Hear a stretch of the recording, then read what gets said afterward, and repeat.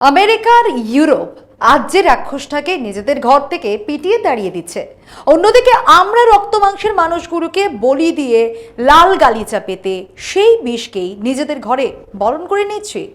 আমরা ভাবছি আমরা নাকি এআই এর আন্তর্জাতিক লড়াইয়ে ইতিহাস লিখছি, কিন্তু আসল সত্যিটা কি জানেন?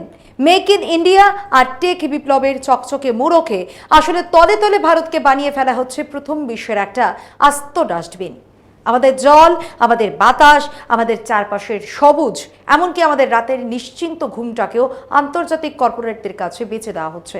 আর আমরা বোকার মতো তালি বাজিয়ে বলছি উন্নয়ন হচ্ছে। আমেরিকায় যে বিষ নিষিদ্ধ, ইউরোপে যে কারখানা মরণ ফাঁদ, সেগুলোই আমাদের দেশে এসে কিভাবে হয়ে যায় ইজ অফ ডুইং বিজনেস। আমরা কি সত্যি 2047 সালের মধ্যে উন্নত ভারত হতে চলেছি, নাকি একটা পঙ্গু ও অসুস্থ জাতির শেষ পরিণতি দেখতে যাচ্ছি? মুখোশ খোলার সময় এসেছে। আজ কোনো ভোলানো গল্প নয়, সোজা কথা, সোজা হিসেব। শুনুন পুরো সত্যটা। নমস্কার, আমি স্নেহা মুখার্জি, আর দৈনিক সংবাদ অনলাইনে আপনারা দেখছেন সত্যি আসলে বেদনাদায়ক। গত 6ই আগস্টের ঘটনা। সংসদে দাঁড়িয়ে সরকারকে একটা সোজা প্রশ্ন করা হলো, এআই ডেটা সেন্টার গড়তে কি আলাদা পরিবেশ ছাড়পত্র লাগে? আপনার মনে হতেই পারে হে আবার কেমন বোকা বোকা প্রশ্ন। আর 10টা কারখানার মতোই তো ডেটা সেন্টার বানাতে জমি লাগে, বিদ্যুৎ লাগে, প্রচুর জল লাগে, পরিবেশের উপর এদের মারাত্মক প্রভাব আছে। অথচ আমাদের পরিবেশ মন্ত্রকের উত্তর শুনলে মাথা ঘুরে যাবে। তারা স্পষ্ট জানিয়ে দিল ডেটা সেন্টারের জন্য আলাদা কোনো পরিবেশ ছাড়পত্রের দরকার নেই। অন্যান্য সাধারণ ব্যবসার জন্য যেসব আইন প্রযোজ্য, এদের জন্য তাই। পরে অবশ্য চাপ সামলাতে না পেরে নিজেদের সিদ্ধান্ত কিছুটা শুধরে নেয় সরকার। বলা হয় বিশাল আকারের ডেটা সেন্টার হলে রাজ্য সরকারের কাছ থেকে ছাড়পত্র নিতে হবে, কিন্তু সার্বিক চিত্রটা কি?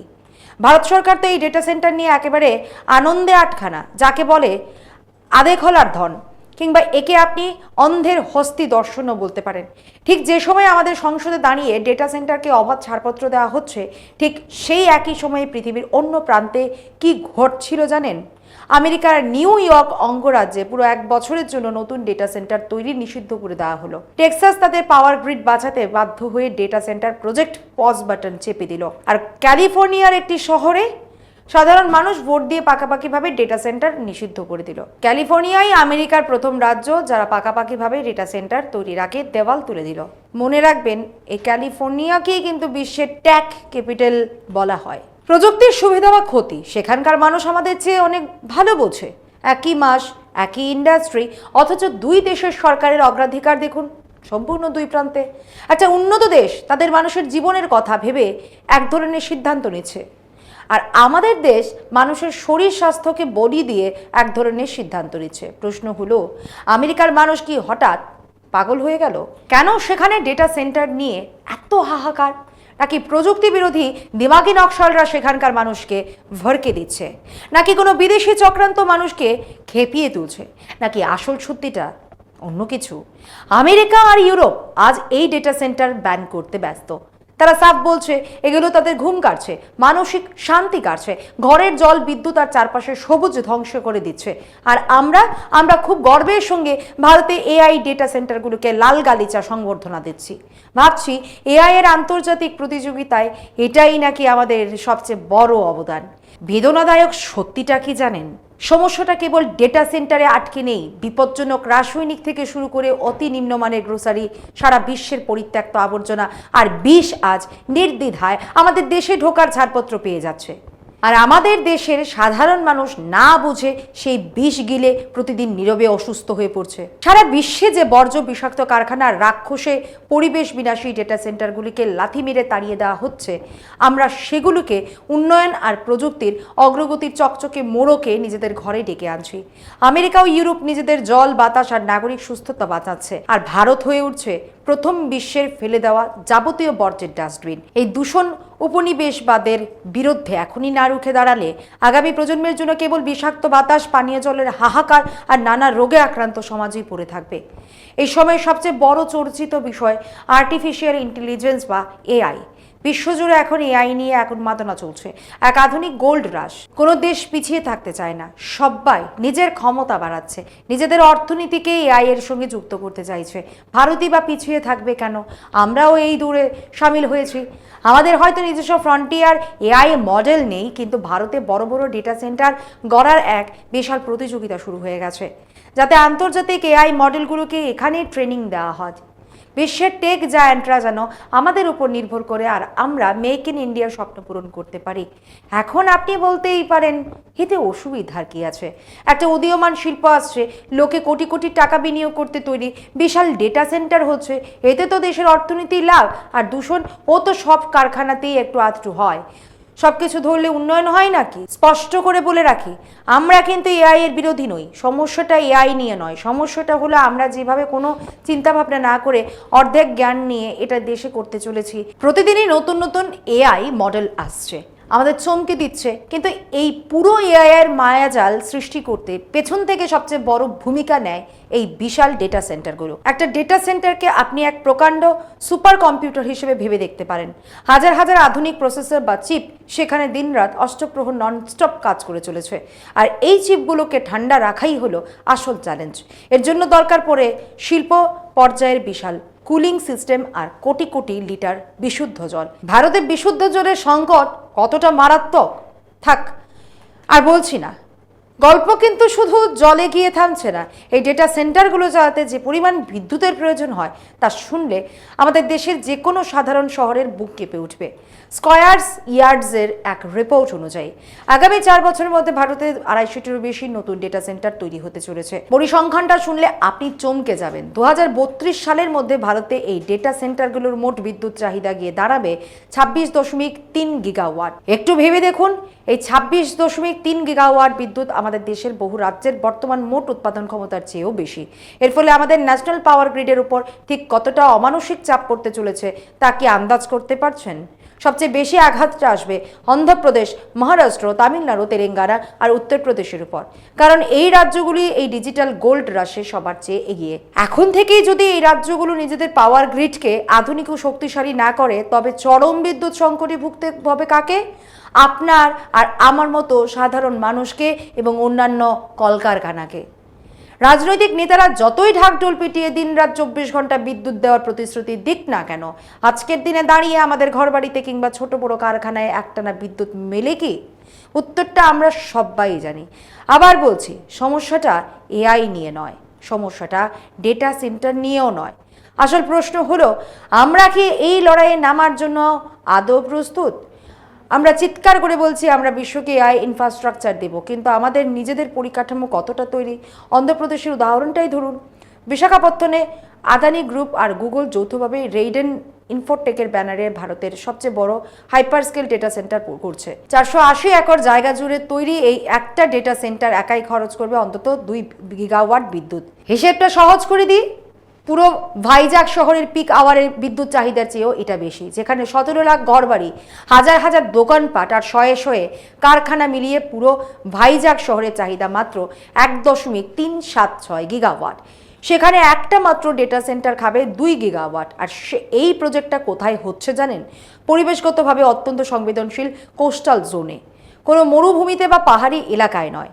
আমাদের দেশে বিভিন্ন মাস্টার স্ট্রোকের আসল ঠেলা তো কয়েক বছর পর টের পাওয়া যায়। নোট বাতিল, মেক ইন ইন্ডিয়া, জিএসটি কি হয়েছিল মনে আছে তো? আমরা কি নীতিগতভাবে আবার সেই একই ঐতিহাসিক ভুল করতে চলেছি? এই বিশাল প্রজেক্ট হাতে পেতে অন্ধ্রপ্রদেশ সরকার এক সরকারি নোটিফিকেশন জারি করে গুগলকে আগামী 15 বছরের জন্য সস্তায় বিদ্যুৎ দেওয়ার গ্যারান্টি দিয়েছে। সেই সঙ্গে 4800 কোটি টাকার বিশাল ছাড় দেওয়া হচ্ছে। অর্থাৎ একটা আস্ত শহরের চেয়ে বেশি বিদ্যুৎ আমরা দেব, জল আমরা যোগাবো, তাও আবার নামমাত্র দামে। উল্টে হাজার হাজার কোটি টাকার কর ছাড়ও দেব। শুধু আপনারা দয়া করে পায়ের ধুলো দিন। গল্প কিন্তু শুধু অন্ধ্রপ্রদেশে আটকে নেই। কেন্দ্র সরকারও এই বছরের বাজেটে ডেটা সেন্টারগুলোর জন্য পুরো 20 বছরের ট্যাক্স হলিডে বা কর ছাড়ের ঘোষণা করেছে। যুক্তিটা কি? এতে নাকি ভারতের লাখো লাখো তরুণ তরুণীর চাকরির বিপুল সুযোগ তৈরি হবে। মোদিজি বলে দিলেন ভারতের ডেটা সেন্টারে প্রচুর কর্মসংস্থান হবে। এআই ডেটা সেন্টারে আবার কবে থেকে ঢালাও চাকরি তৈরি হওয়া শুরু হলো। কনস্ট্রাকশনের সময় কিছু রাজমিস্ত্রি বা মজুরের সাময়িক কাজ নিশ্চয়ই হয়, কিন্তু তারপর তারপর কি? চাকরির এই পুরো গল্পটাই আসলে একটা মস্ত বড় সার্কাস, স্রেফ একটা নতুন জুমলা। কারণ একবার একটা ডেটা সেন্টার তৈরি হয়ে গেলে পুরো প্রকাণ্ড সিস্টেমটা সামলাতে হাতে গোনা কয়েকজন টেকনিশিয়ানই যথেষ্ট। এটা তো ম্যানুফ্যাকচারিং হাব নয় যে হাজার হাজার মানুষের কর্মসংস্থান হবে। আর আমাদের দেশে কয়েকটা ডেটা সেন্টার বসিয়ে দিলেই কি ভারত বিশ্ব এআই এর লড়াইয়ে অংশীদার হয়ে গেল? অংশগ্রহণ আর শোষণ, এই দুটো শব্দের মধ্যে আকাশ পাতাল তফাৎ থাকে। আমাদের বোঝা দরকার, এই 21 শতকে এসে আমরা আবার নতুন চেহারার এক ডিজিটাল শোষণের শিকার হচ্ছি না তো? ভারতে যদি ডেটা সেন্টার গড়তেই হয় তবে কঠোর নিয়ম থাকা উচিত ছিল। এগুলোকে 100% গ্রিন এনার্জিতে চালাতে হবে, জনবসতি ও মূল শহর থেকে দূরে বানাতে হবে এবং আমাদের জাতীয় পাওয়ার গ্রিডের উপর যেন অতিরিক্ত চাপ না পড়ে তা সুনিশ্চিত করতে হবে। কিন্তু এসব নিয়ে আমাদের দেশে কি কোনো সুস্থ আলোচনা দেখতে পাচ্ছেন? আমরা তো ব্যস্ত কেবল ধর্মীয় মেরুকরণ আর মসজিদের সামনে কখন কিভাবে ডিজে বাজানো যায় তা নিয়ে। অথচ বিশ্বের অন্য প্রান্তের দিকে একবার চোখ মেলান। আমেরিকার কথাই ধরা যাক, যারা এই মুহূর্তে চীনের পাশাপাশি বিশ্ব এআই এর সবচেয়ে বড় হোতা। পেনসিলভানিয়ার গভর্নর একটি প্রশাসনিক আদেশ জারি করে বলেছেন, ডেটা সেন্টার বানাতে হলে কড়া পরিবেশগত ছাড়পত্র ও স্বচ্ছতা বজায় রাখতে হবে। আর সবচেয়ে বড় কথা, স্থানীয় মানুষের অনুমতি বা অ্যাপ্রুভাল নিতেই হবে। এমনকি টেক্সাসের রিপাবলিকান গভর্নর গ্রেগ অ্যাবট, যাকে চরম ব্যবসা বান্ধব নেতা বলে মনে করা হয়, তিনিও নতুন ডেটা সেন্টারে গ্রিড সংযোগে স্থগিতাদেশ জারি করেছেন।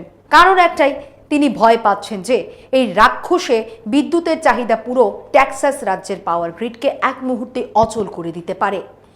আজ আমেরিকার একের পর এক শহরে গণভোট হচ্ছে, মানুষ নিজে ঠিক করছে তাদের এলাকায় ডেটা সেন্টার হবে কি হবে না। ইউরোপের পরিস্থিতিও একই। নেদারল্যান্ডসের রাজধানী আমস্টারডাম 2019 সালে ডেটা সেন্টার তৈরির উপর 1 বছরের স্থগিতাদেশ জারি করেছিল। আর 2025 সালের এপ্রিলে পুরো মিউনিসিপ্যালিটি জুড়ে 2030 সাল পর্যন্ত নতুন ডেটা সেন্টার সম্প্রসারণ একেবারে নিষিদ্ধ করে দিয়েছে। নেদারল্যান্ডস সিদ্ধান্ত নিয়েছে, ডেটা সেন্টার যদি বানাতেই হয় তবে লোকালয় থেকে দূরে নির্দিষ্ট ফাঁকা জায়গায় বানাও। একসময় আয়ারল্যান্ডের ডাবলিন ছিল গোটা ইউরোপের ডেটা সেন্টার হাব, কিন্তু 2021 সালে সেখানকার জাতীয় পাওয়ার গ্রিড অপারেটর নতুন কানেকশন দেওয়া পুরো বন্ধ করে দেয়। তারা পরিষ্কার জানিয়ে দেয়, আর না, গ্রিডের উপর আমরা আর অতিরিক্ত চাপ নিতে পারবো না। আজ ইউরোপের একাধিক দেশের চিত্রটাই ঠিক একই। আমেরিকার বেশ কয়েকটি শহরে তো এই ডেটা সেন্টারের কারণে হাজার হাজার মানুষের রাতের ঘুম হারাম হয়ে গেছে। এটা কোনো কাল্পনিক কথা নয়, খাঁটি বাস্তব। কেন জানেন? এই ডেটা সেন্টারগুলো থেকে দিনরাত ননস্টপ এক ধরনের কম ফ্রিকোয়েন্সির গোঙানির মতো সাউন্ড বের হতে থাকে, যেন মাথার উপর একটা হেলিকপ্টার সর্বক্ষণ চক্কর দিয়ে চলছে। বিশেষজ্ঞরা বলছেন এটাকে বলে ইনফ্রাসাউন্ড। এই শব্দের ফ্রিকোয়েন্সি এতটাই কম যে তা শুধু কানে পৌঁছয় না, পুরো শরীর দিয়ে অনুভব করা যায়। আর এর ফল তীব্র অনিদ্রা, অসহ্য মাথা যন্ত্রণা আর মানসিক দুশ্চিন্তার মতো দীর্ঘস্থায়ী ব্যাধি। আজ বিশ্বজুড়ে মানুষ নিজেদের বাতাস, জল আর রাতের নিশ্চিন্ত ঘুম বাঁচাতে আওয়াজ তুলছে, প্রতিরোধ গড়ে তুলছে। আর আমরা নিজেদের সবকিছু বিকিয়ে দিচ্ছি। আগামী দিনে দেশে 250-টিরও বেশি নতুন ডেটা সেন্টার আসছে, আর আমরা বুক ফুলিয়ে দাবি করছি ভারত নাকি এআই বিপ্লবে সবাইকে ছাড়িয়ে যাচ্ছে। যদি এই ডেটা সেন্টারগুলো 100% গ্রিন এনার্জিতে চলতো, শহর আর জনবসতি থেকে অনেক দূরে তৈরি হতো, তবে আমরাও একে সাদরে গ্রহণ করতাম। কিন্তু বেদনাদায়ক সত্যি হলো, আমাদের দেশে এসব গুরুত্বপূর্ণ বিষয় নিয়ে একটা সুস্থ আলোচনা পর্যন্ত নেই। মোদিজি বলে দিয়েছেন প্রচুর কর্মসংস্থান হবে, ব্যাস গোটা ইকোসিস্টেমে মাইক বাজছে। তবে জেনে রাখুন, এই দূষণ উপনিবেশবাদের ব্যাধিটা কেবল এআই বা ডেটা সেন্টারে আটকা নেই। ভারতকে বিশ্বের ময়লা ফেলার ডাস্টবিন বানানোর এই ট্রেন্ড এআই আসার অনেক আগে থেকেই চলে আসছে। ভাবতে অবাক লাগে, 1984 সালের ভোপাল গ্যাস ট্র্যাজেডির মতো ভয়াবহ মর্মান্তিক বিপর্যয় থেকেও আমরা কিচ্ছু শিখিনি। সেই একই মারাত্মক বিপজ্জনক রাসায়নিক আমরা আবার নিজেদের দেশে হাসি মুখে তৈরি করছি, যেন পরের আরেকটা ভয়াবহ দুর্ঘটনার অপেক্ষায় বসে আছি। ইউরোপ নিজেদের আকাশ পার নদীগুলিকে পরিষ্কার পরিচ্ছন্ন রাখছে, আর যত দূষিত আর বিষাক্ত কারখানা সব চালান করে দিচ্ছে ভারতে। কারণটা জলের মতো পরিষ্কার। ইউরোপে পরিবেশ আইন দিন দিন করা হচ্ছে, আর আমাদের দেশে সস্তায় শ্রমিক মেলে, সহজে জমি হাতিয়ে নেওয়া যায়, আর সরকারি নজরদারি বা রেগুলেশন বলতে কিচ্ছু নেই। ঘুষের টাকা পকেটে গুঁজে দিলেই যে কোনো মরণ ফাঁদের ছাড়পত্র মেলে খুব সহজে। এই দূষণ উপনিবেশবাদকেই আমাদের দেশে ঢাকঢোল পিটিয়ে প্রচার করা হচ্ছে যে দেখো গোটা বিশ্ব আজ ভারতে কারখানা বানাতে আসছে। এটাই প্রমাণ করে আমরা 2047 সালের মধ্যে উন্নত ভারত হচ্ছি। উন্নত ভারতের কথা জানি না, তবে এই হারে দূষণকে দেশে লাল গালিচা পেতে বরণ করে নিলে 2047 সালের মধ্যে আমরা একটা অসুস্থ পঙ্গু জাতিতে পরিণত হব, এটা 100% নিশ্চিত। আসলে উন্নয়নের এক ঝকঝকে সাইনবোর্ডের পিছনে লিখে রাখা হচ্ছে আমাদের এই মৃত্যু পরোয়ানা। আজ যদি এই ডিজিটাল শোষণের বিরুদ্ধে আমরা আওয়াজ না তুলি, তবে কাল আমাদের পরবর্তী প্রজন্ম কেবল বিষাক্ত বাতাস আর ক্যান্সারের জীবাণু ফুসফুসে নিয়ে ঘুরে বেড়াবে। কর্পোরেট মুনাফার এই নির্মম বলি খেলায় নিজেদের বিলিয়ে দেওয়া বন্ধ করুন। মনে রাখবেন, বেঁচে থাকার জন্য জল আর বাতাস লাগে, ডেটা সেন্টার বা কেমিক্যালের বিষ দিয়ে কিন্তু পেট ভরে না। তাই সময় ফুরিয়ে যাওয়ার আগেই প্রশ্ন তুলুন, রুখে দাঁড়ান, নাকি মেরুদণ্ড বেছে দিয়ে এই ধীরগতির আত্মহত্যার পথটাই বেছে নেবেন? ভাবুন, আরেকটু ভাবুন। আজ এ পর্যন্তই। এমন আরো বিষয় জানতে অবশ্যই চোখ রাখুন দৈনিক সংবাদ অনলাইনের পর্দায়। লাইক, কমেন্ট ও শেয়ার করুন। দেখতে থাকুন দৈনিক সংবাদ, শুধু নামই যথেষ্ট।